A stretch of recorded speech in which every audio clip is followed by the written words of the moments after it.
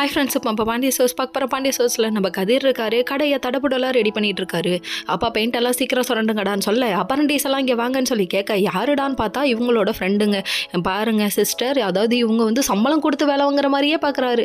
இவர் சம்பளம் இல்லாமல் அப்பரண்டிஸாக தாண்டா வேலை செய்கிறீங்க, ஒரு பிரியாணிக்கு ஆசைப்பட்டு இப்படி மொத்தத்தையும் வந்து இழந்துட்டீங்களேடா அப்படிங்கிற மாதிரி ஆயிடுச்சு.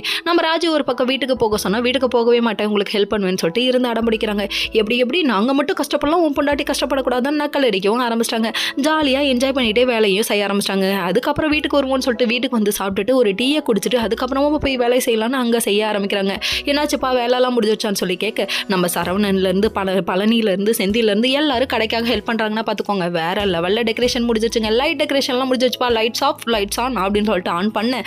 அப்படியே 1000 வாட் பல்ப் எரியுது. நம்ம கதிர் மனசில் உண்மைதாங்க, கஷ்டப்பட்டு அந்த ஒரு நாள் ஓப்பன் பண்ணுற டே இருக்குது பாருங்க, அது வேறு லெவல் வைப்பு.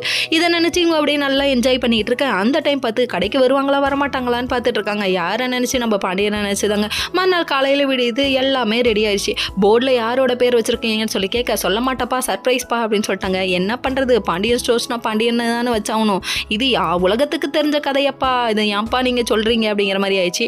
அதுக்கப்புறம் பார்த்தா கோமதி அம்மா எல்லாருமே வீட்டில் கிளம்பிட்டாங்க. பாண்டியன் ஒரு பக்கம், என்னடாப்பா போய் சரவணா கடையில் வேலையை பாருப்பா அப்படிங்கிறாங்க.